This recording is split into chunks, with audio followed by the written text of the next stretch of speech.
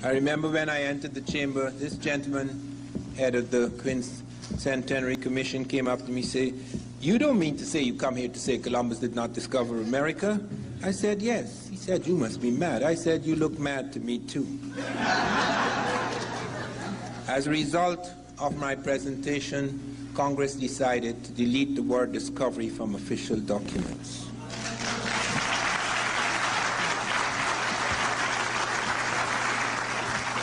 I presented a vast body of evidence, and it started as a peculiar accident because I was in the British Information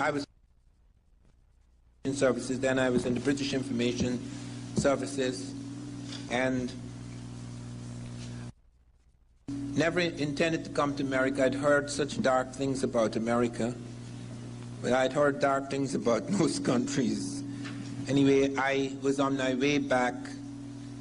My Prime Minister had invited me to read poetry at the occasion of the independence of our country, independence celebrations, because I was known then as a poet. And I was on my way back, and Jan Carew, a famous Guyanese author, invited me to come to America. And I said, no, I'll never go to America. I've heard such dark things about America. No. He said, don't be foolish. There are dark things about all places in the world. You come and check it out. So I came there on a Saturday. Sunday morning he was asleep when I came down into his library, and I saw 3 green books, Africa and the Discovery of America, by Leo Wiener. This was done, I think, in the 1920s. The problem with Leo Wiener, however, he was strictly a linguist. And I felt that finding a number of African words in America would not be enough to prove the point. To prove something like that, which would overturn a great amount of thinking, would call for a vast body of evidence in many fields. So I actually began a critique of this. 30 years ago, I actually began to attack my own subject. I didn't know it would become my subject, because it wasn't good enough. Linguistics, I was trained as a linguist, and I know that you could occasionally get a number of words. You would have to prove a lot of things. You would have to have evidence in many fields to prove something like this. So I sent it to the editor, and I said, if anyone could show me just a few sculptures or portraits of Africans in America before Columbus, I would take another hard look at this matter, because he presented no pictorial proof, and he knew nothing about skeletal material, so he couldn't provide skeletal proof. And the editor at Random House, Charles Harris, called me up and said, Van Sertima, something strange has happened on my table. You ended your piece by saying, if anyone could show me images of Africans in America before Columbus, I would take another hard look at this matter. And I turned the page, and I turned the page, and I turned the page. There were 7 images of Africans. John Williams, the novelist, author of The Man Who Cried I Am, had been to Mexico and met a strange German, last of the Royal House of Germany. Hitler had put him in charge of the German embassy in D.C., and something happened, and he was dismissed. I was later to find out why he was dismissed by Hitler, because Hitler sent around a circular saying that everyone in the diplomatic service has to sign a statement saying they're a pure Aryan. And von Wutenau wrote back. Now, he was a count, the last of the royal house in Germany. This was strange for von Wutenau, strange for anybody in that position. Wrote back to say, there is no such thing as a pure Aryan. All people have black blood. Oh, God, he had to flee after that, because Hitler would have gotten him. So I rushed off to Mexico to meet this strange man. And I went to his chateau. He'd heard about me because I had written him first and told him what I had done. And we sat in that place, okay? We sat on his steps half the night arguing, because he couldn't, you have to show me a hell of a lot of evidence to convince me of something that everybody believes is true history. And he says, I said, I have to see these heads. He said, I have a few in my study. I said, that's not good enough. I have to be sure that they are valid, that you are now making this up. He was a little annoyed by that. He wanted to throw me out of the house. But nonetheless, I persisted. You have to prove this to me. I need to see sculptures of these people. He says they're not in the big museums. They don't take chances like that in the big museums. You have to go to private collections. And the next day he started to take me to private collections, and I was utterly stunned. You would be surprised how much history is hidden in private museums. They don't allow these things in the big places. It's just like in Egypt. I am responsible for returning to the modern Egyptians the splinters of the Sphinx's nose and chin which Napoleon's army blew off. A friend of mine, Garland Roberts, an adventurer, he was in England, he went into the British Museum, and he found that they had the splinters of the Sphinx's nose and chin. How he did that, but he's a fellow, he's a daredevil. He would risk his life just to prove a point. And I says, you go back there. I'm going to pay your way to Britain.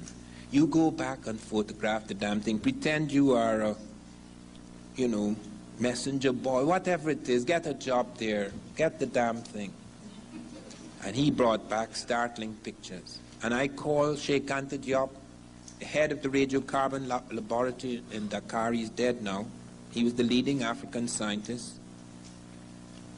And I got in touch with him and I told him what had happened. And I got in touch with Gamal Abdel Mokhtar, the Arab delegate at UNESCO. Sheikh Anta was at UNESCO too. And I got in touch with, I told Garland Roberts, he has to be on the phone, and we started a conversation with the British Museum. And I started out by saying, sir, we understand and we have hard visual proof that you have the splinters of the Sphinx's nose and chin in your museum. And I have the Arab delegate at UNESCO here and the African delegate, etc. And we'd like to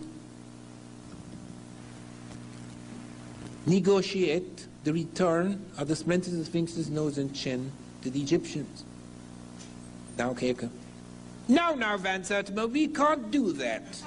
See, most of the things we have in our museums come from all over the world. If we started returning things to this and that country, we'll have no museums.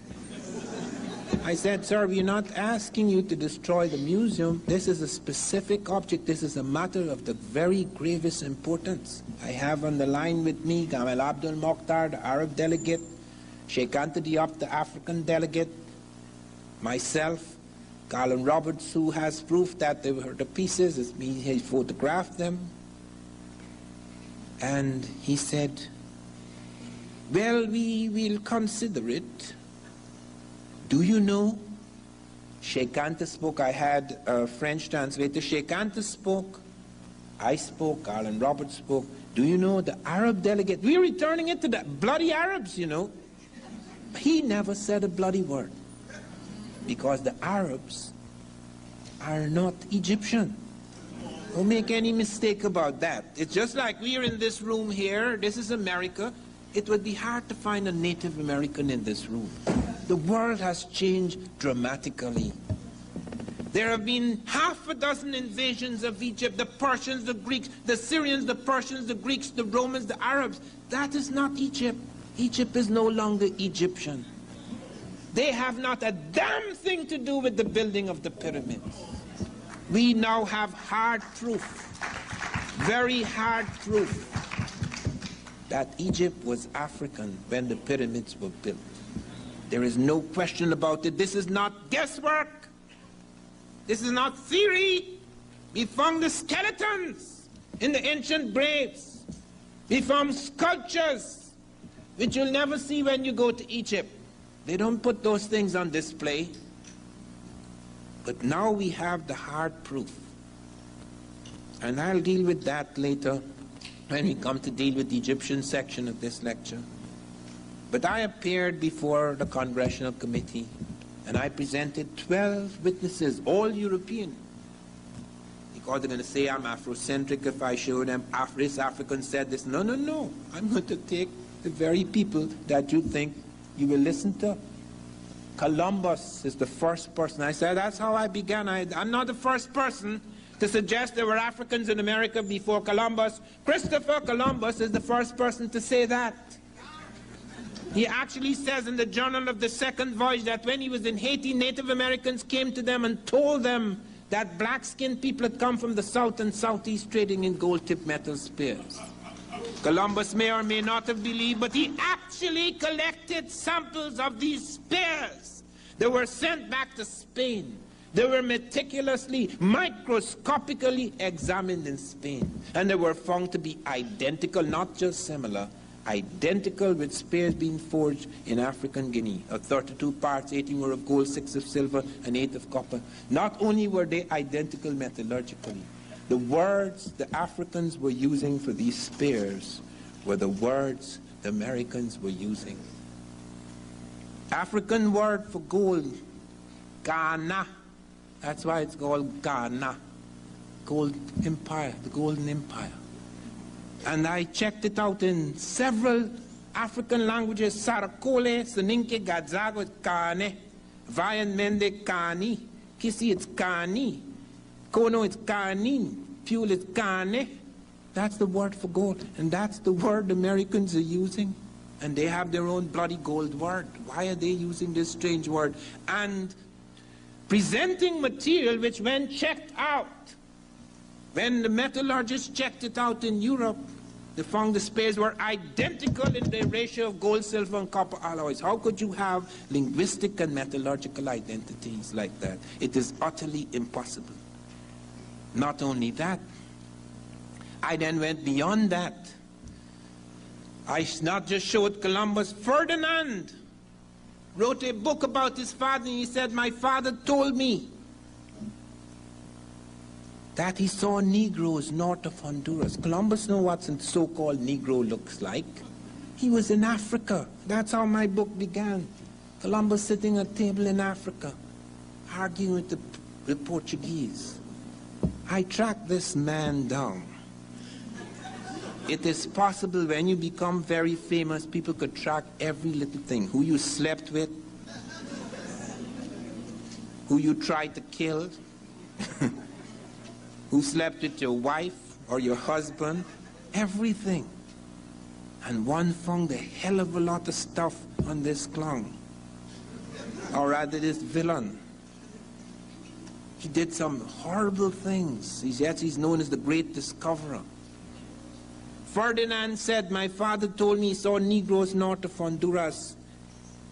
He not only heard of them in Haiti, he actually saw them north of Honduras. Vasco Núñez de Balboa, on September the 25th in the year 1513, I've got it down to the day. He's coming down the slopes of Paracu in Darien, which we now call Panama. And he and his men saw 2 tall black men among the Native Americans. They are startled. They haven't brought no black people there. Several of them commented it. Peter Martyr said they must have been shipwrecked. Then he also said they were Ethiopians. Well, Ethiopians, the word Ethiopian is not used for people of Ethiopia. The reason why Ethiopia gets that name, Ethiop means burnt skin. People of burnt skin would generally call them Ethiopians. So it's not referring to Ethiopia. Peter Martyr said they must have been shipwrecks. Lopez de Gomara said these blacks Balboa saw in the Indies were identical with the blacks we saw in Guinea. Rodrigo de Colmenares saw blacks. Captain of Balboa saw blacks east of the Gulf of San Miguel. Alphonse de Catafalque reported in his book, Study of Panama. L'Abbé Brasseur de Bourbourg was the guy who went to Panama, said there were 2 distinct people in Panama. The Mandinga, black skin, and the Tule, red skin. The red skin would be the Native American. And Alphonse de Catafalque presents us with a map showing blacks in various places in early America. The Charus of Brazil, the Yamasee of Florida, and the black Caribs of St. Vincent, pre-Columbian. Alonso Ponce cites them off Campeche in Mexico. River Palacio cites them off Tegucigalpa in the Nicaraguan Honduran border. Ramon Pane speaks of them as the black gold traders. Fray Gregorio Garcia cites them off Cartagena, Colombia. A dozen Europeans, Christopher Columbus, Ferdinand Columbus, Vasco Núñez de Balboa, Peter Martyr, Lopez de Gomara, Rodrigo de Colmenares, Alphonse de Cartafax, L'Abbé Brasseur de Bourbourg, Alonso Pons, River Palacio, Ramon Pane, Fray Gregorio Garcia, seeing things that are not there. Probably blacks are haunting their dreams. It's absurd. You cannot have 12 eyewitnesses to event that never happened. And I have not just 12 eyewitnesses. That is just one piece of evidence. I have 12 pieces.